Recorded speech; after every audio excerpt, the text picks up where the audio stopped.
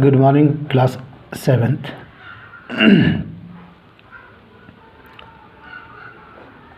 Once again, we are having experience of online classes. Today, once again, I'm going to share chapter 1, the explanation of chapter 1 actually. We have been shared chapter 1 YouTube video, I think, but some students have still some confusion and problems to understand the explanation or the essence of the chapter, I think. So I thought it is necessary to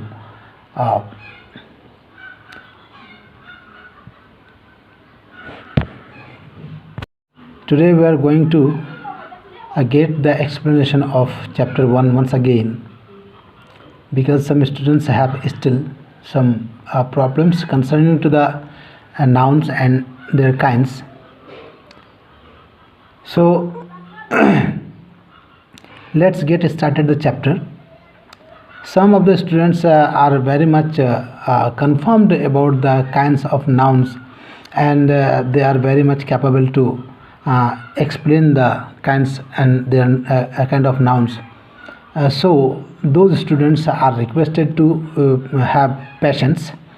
For those students who are not confirmed about the nouns and their kinds, so please let them go with you, and please cooperate us for this video. So let's get started the chapter 1, that is nouns. You can see the student noun is written here in this chapter.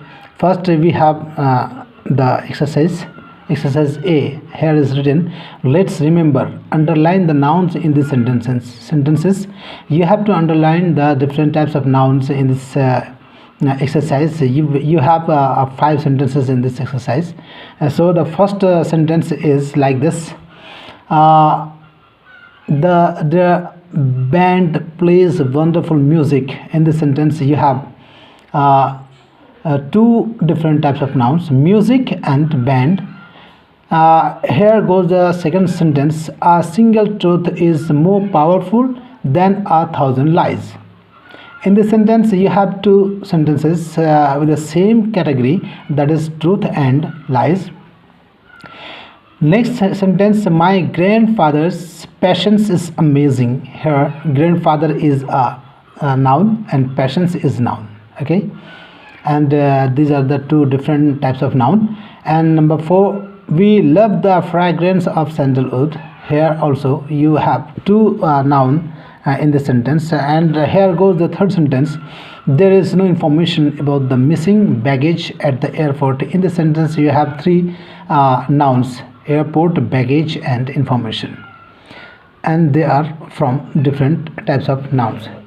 So dear student, now we are going to know more about the nouns and their kinds. Nouns, you are very much familiar to the word nouns as names of creatures, places, things, feelings or qualities.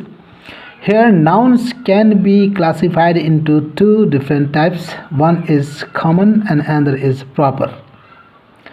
Proper noun, that means specific names, that means particular names of a person, place, animal or thing, as you have been learning for a long time and long term in your different classes, the previous classes. So it is not necessary to give the deep explanation for this. Just you think specific names are considered to be the proper noun. A special name as Sheila, Kochi, history, Red Fort. Sheila is the name of a person, Kochi is the name of a place, history is the name of a subject, and Red Fort is the name of a monument, you can say that. So these are the proper nouns. So one thing is to tell you, my dear student, that a proper noun always begins with a capital letter. Okay, and the next one is common noun. Common, the word common is just opposite of proper. Proper means जो खास होता है और common means जो आम होता है. Okay, so general names. Example girl, city, subject, monument. यहाँ पे आप देख सकते हैं girl. Sheela is the proper noun and Sheela is the name of a girl. So girl is a common noun but Sheela is proper noun. Girl कहने का मतलब यह है कि कोई भी लड़की हो सकती है माय डियर, बट शीला कहने का मतलब कोई एक लड़की का नाम है। उसी तरह से ठीक सिटी, सिटी का मतलब कोई भी शहर हो सकता है but Kochi is the name of a particular city.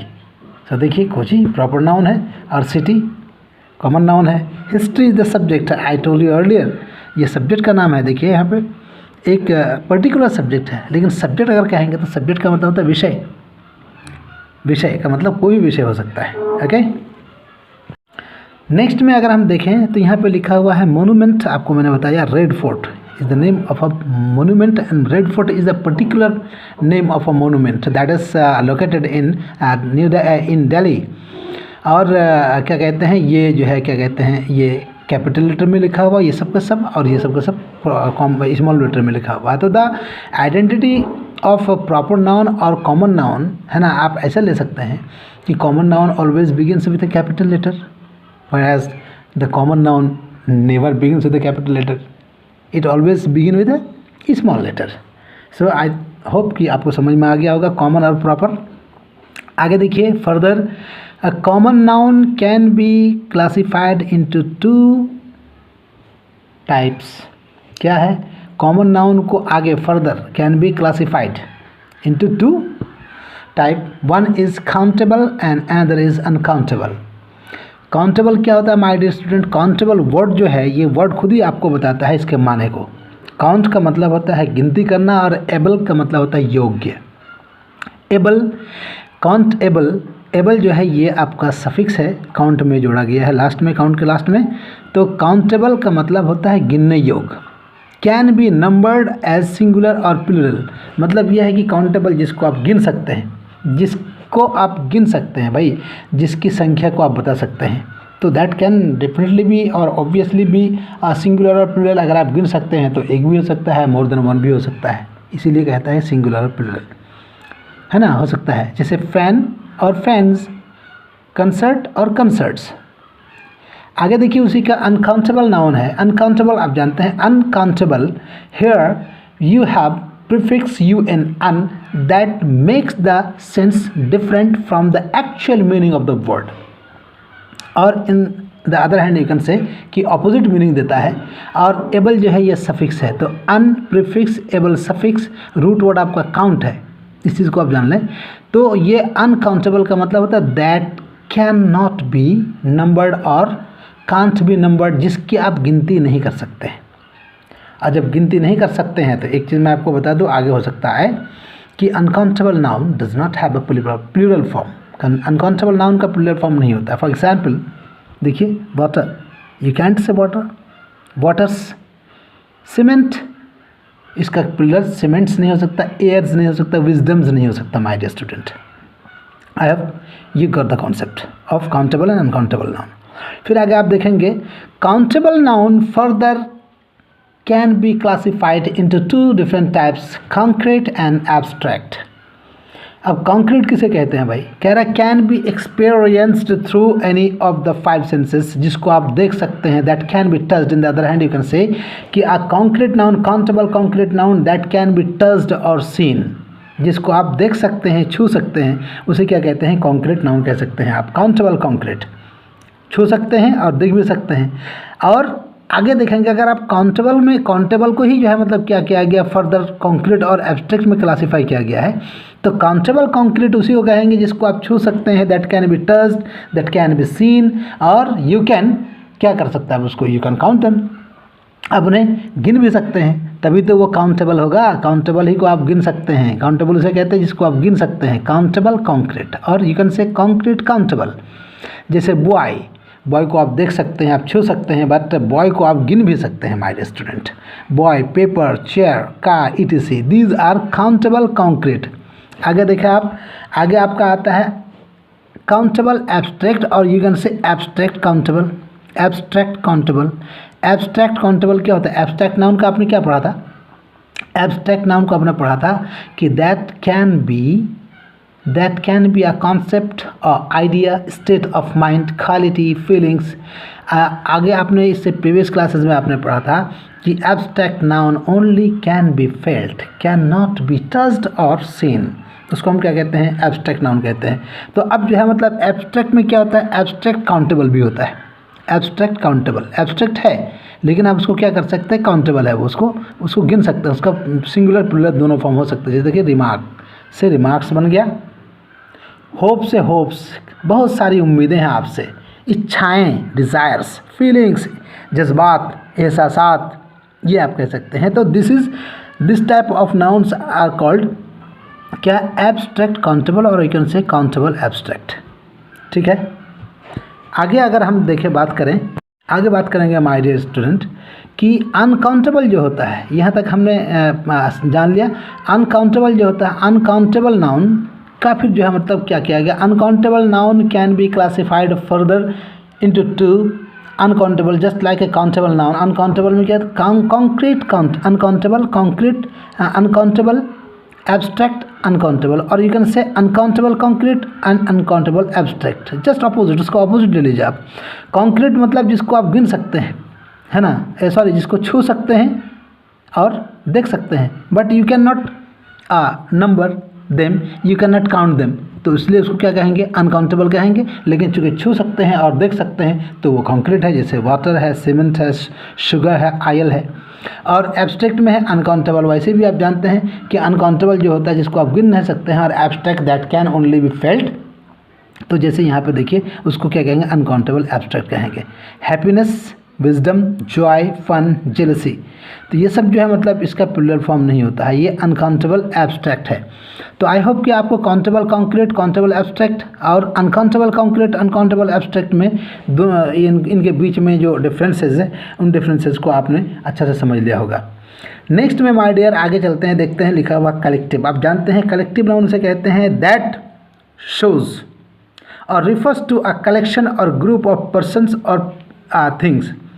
जो कलेक्शन को, जो समूह को, जो जमात को, किसी जमात को दर्शाता है, सेम काइंड, एक ही तरह के लोगों की जमात को, एक ही तरह के जानवरों की भीड़ को, झुंड को दर्शाने वाला जो वर्ड होता है that is called actually collective nouns. जैसे आप देखें एग्जाम्पल में, पैक ऑफ वुल्व्स, भेड़ियों का झुंड, भेड़ियों की जमात। बंच ऑफ कीज, चाबियों का गुच्छा। आर्मी ऑफ एंट्स, चींटियों का झुंड, चींटियों की सेना, जमात।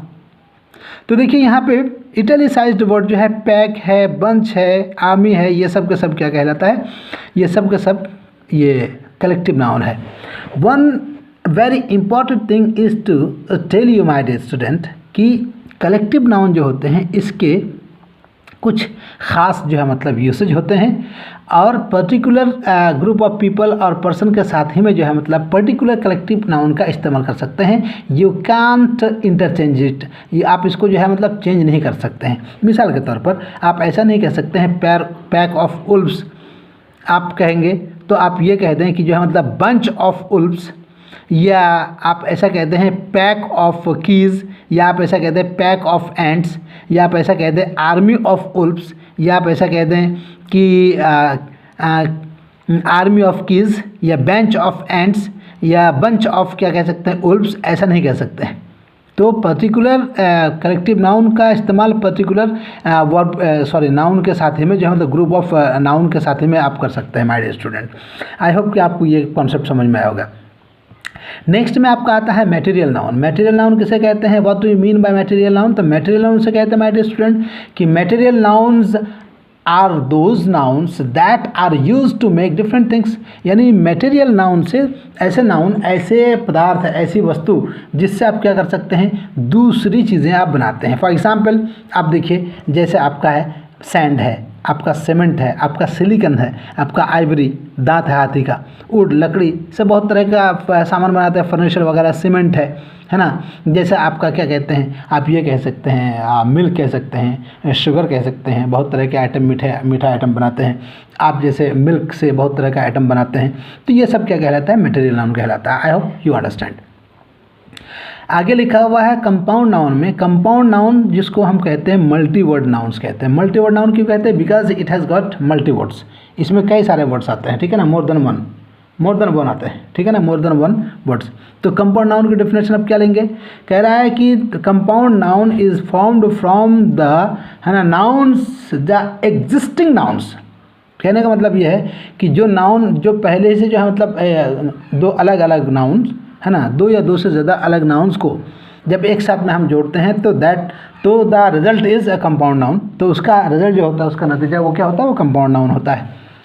जैसे लिखा हुआ देखिए हेयर कट, हेयर एक वर्ड है और कट एक वर्ड है, दोनों को मिला दिए हेयर कट हो गया, स्विमिंग पूल हो गया, ग्रेट ग्रैंड मदर हो गया, वाइस चांसलर हो गया। तो यहाँ पे देखिए हर एक वर्ड में दो दो वर्ड लगे हुए हैं, hair cut, swimming pool, great grand mother और वाइस चांसलर।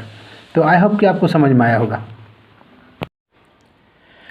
नेक्स्ट में हम लोग देखते हैं, लिखा हुआ है rules for countable and uncountable nouns. Uncountable और काउंटेबल नाउन्स के क्या रूल्स होते हैं, इसको किस तरह से बनाया जाता है माय डियर स्टूडेंट्स। सो आप ध्यान से सुने और देखें कि किस तरह से होता है। क्या लिखा हुआ है देखिए, singular countable nouns can not occur without an article और डिटरमाइनर।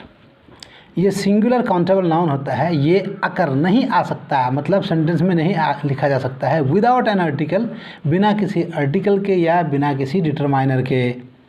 अब आर्टिकल तो आप जानते हैं, you have two types of articles, definite article, indefinite article. Definite article क्या दा होता है और इनडेफिनेट आर्टिकल ए और एन होता है, ठीक है, या फिर डिटरमाइनर्स के।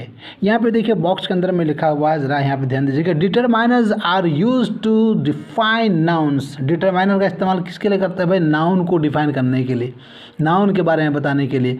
और articles are also determiners, article जो होते हैं वो डिटरमाइनर कहा जाता है। आपको क्लास में, प्रीवियस क्लास में आपको बताया गया था, 6th क्लास में भी आपको बताया गया था कि एक्चुअली ये सब होता क्या है। ये determiners, articles actually they are used as an adjective, ये एडजेक्टिव का काम करता है, इसलिए हम इसको क्या कहते हैं? एडजेक्टिव भी कहते हैं। ये आपको बताया जा चुका है। तो क्या कहा, सिंगुलर काउंटेबल नाउन जो होता है ये बिना आर्टिकल के या डिटरमाइनर के सेंटेंस में यूज़ नहीं होता। जैसे एग्जाम्पल में देखिए आप, I have lost a book, I have lost my book. देखिए here I have lost a book, ये देखिए यहाँ पे क्या है? अ बुक, ये हो गया आपका आर्टिकल ए, और आई हैव लॉस्ट माई बुक, ठीक है, ये क्या कहलाता है? ये जो है मतलब ये डिटरमाइनर है, ठीक है ना। और ये क्या कर रहा है? नाउन को जो है मतलब डिफाइन कर रहा है। यानी डिटरमाइनर का मतलब क्या कह सकते हैं? What can you say about this word my? My is a positive adjective that qualifies the noun that comes just after it, यानी बुक। तो कहीं ना कहीं से आप देख रहे हैं कि ये डिटरमाइनर हुआ, डिफाइन कर रहा है किसको? बुक को डिफाइन कर रहा है। तो ये आपको समझ में आ गया होगा आई होप। आगे लिखा हुआ uncountable nouns can not take the article a और एन। अनकाउंटेबल नाउन जो होता है माय डियर, जाहिर है कि भाई अनकाउंटेबल है, उसकी कोई गिनती नहीं होती है। और ए और एन के माने आपको बताया गया कि इसके माने क्या होता है? ए और एन इज इक्वल टू 1, जिसका माने एक होता है। जब अनकाउंटेबल नाउन है उसकी संख्या ही नहीं होती, गिनती ही नहीं हो सकती है, तो ए और 1 एन क्यों लगाएंगे? हम नहीं लगा सकते हैं। जैसे there is sugar in the box, आप ऐसा नहीं कह सकते देयर इज़ अ शुगर, ऐसा नहीं कह सकते। हाँ, ये इतना ज़रूर कह सकते आप, there is a sack of sugar in the box, या there is a packet of sugar in the box. अब वहाँ पे ए का इस्तेमाल आपने क्या किया? वो मेज़र करने के लिए पैकेट को, कितना पैकेट शुगर है? एक है, ऐसा कह सकते हैं। But there is a sugar in the box यही कहेंगे आप, देयर इज़ आ शुगर नहीं कहेंगे। There is sugar in the box, ये शुगर क्या है? अनकाउंटेबल नाउन है, इसीलिए आप उसके साथ में ए और एन का इस्तेमाल नहीं करेंगे। आगे लिखा है देखिए, although uncountable nouns do not have a plural form, हालांकि अनकाउंटेबल नाउन का प्लूरल फॉर्म नहीं होता, we can use units of measurement to refer to the quantity of uncountable items, जो कि मैंने आपको पहले ही बता दिया। उसका एग्जाम्पल आ रहा है, वी बाउ 3 लीटर्स ऑफ मिल्क। देखिए लीटर्स के लिए यहाँ पे 3 का इस्तेमाल किया आपने, लीटर्स, ठीक है ना, of milk, 2 loaves of bread, a sachet of shampoo, that is sachet. What is it? Sachet, sachet, sachet, sachet of shampoo and 5 kilograms of rice. He asked for a glass of water, 3 cups of coffee and 2 packets of chips. So dear student, I hope you understood the concepts or the explanation of how to form what is the use of countable and uncountable nouns, how to use countable noun and uncountable noun, and with countable noun what type of determiners or articles can be used, and with the uncountable noun what can be used. Okay, so all these problems and I think the puzzle things that you had earlier, and now all these things definitely be removed from you if you listen to the video and watch the video very carefully. That means listen, that means by watching the video you have to listen very carefully to get the explanation or the essence of these things. अगर आप खाली video देखें और अगर आप सुने ना ध्यान से तो फिर वो आप कर नहीं पाएंगे, आपको समझ में नहीं आएगा. सो आई होप कि आपको समझ में आ गया होगा, और कई बार जब आप देखेंगे तो डेफिनेटली आपको समझ में आएगा, और उसके बावजूद भी still if you have problem तो आप आगे बता सकते हैं, आपकी प्रॉब्लम को सॉल्व किया जाएगा. Okay, now I think this will be the last video of this chapter today. देखिए यहाँ पे हम लोग देखेंगे, यहाँ पे लिखा हुआ है plural forms of nouns, that is compound nouns. अब देखिए plurals of compound nouns can be formed. Compound noun का प्लूरल कैसे बन सकता है, इस चीज़ को बहुत ध्यान से आपको समझना है और देखना है. इस चीज़ को आप ध्यान से समझें और ध्यान से देखें. देखिए क्या लिखा हुआ है कि कंपाउंड नाउन्स का प्लूरल कैसे बनाया जाता है. ठीक, कंपाउंड नाउन्स है, कंपाउंड नाउन में तो आप जानते हैं कि मोर देन वन वर्ड होता है, तभी जाकर कंपाउंड बनता है, जिसको मल्टी वर्ड नाउन कहा जाता है. तो और एक चीज़ और मैं आपको यहाँ पे जो है बता दूँ, इससे पहले आपको बताया गया था, this is only for your revision, कि कंपाउंड नाउन जो होता है वो 3 तरह से बनता है. जनरली उसका कोई पर्टिकुलर रूल नहीं होता है, लेकिन चूँकि आसानी होती है हमको, इसलिए हम आसानी के लिए 3 तरह से, जो 3 नाम दे देते हैं उसको, और 3 तरह से लिखा जाता है. क्या कहते हैं, वन वर्ड कंपाउंड कहते हैं, सेपरेट कंपाउंड कहते हैं, और एक होता है हाइफेंस या हाइफेन कंपाउंड कहते हैं. तो देखिए यहाँ पे कंपाउंड नाउन का किस तरह से जो है मतलब प्लूरल फॉर्म बनाया जाता है, bye adding an S at the end, यानी लास्ट में, कंपाउंड नाउन के लास्ट में केवल एस लगा देते हैं तो क्या बन जाता है, प्लूरल बन जाता है. जैसे स्पून फुल, स्पून एक वर्ड है, फुल एक वर्ड है, लास्ट में आपने एस लगा दिया, स्पून फुल हो गया. वाइस चांसलर्स, वाइस एक वर्ड है, चांसलर एक वर्ड है, उसके लास्ट में आपने ए लगा दिया. Man hours, round ups, break ins, forget me nots. ये आपको समझ में आ गया होगा माय डियर स्टूडेंट. आगे लिखा by adding an S to the head noun. Head noun में आप क्या करते हैं, एस लगा करके आप उसका प्लूरल फॉर्म बनाते हैं कंपाउंड नाउन का. देखिए सन इन लॉ, इसमें देखिए आप, सन एक नाउन है, इन प्रपोजिशन है, और लॉ नाउन है. ठीक है ना, तो ये क्या कहते हैं, हाइफन कंपाउंड कहते हैं इसको. तो देखिए सन और लॉ में अगर कहें हम तो हेड नाउन कौन सा है, ये सन है.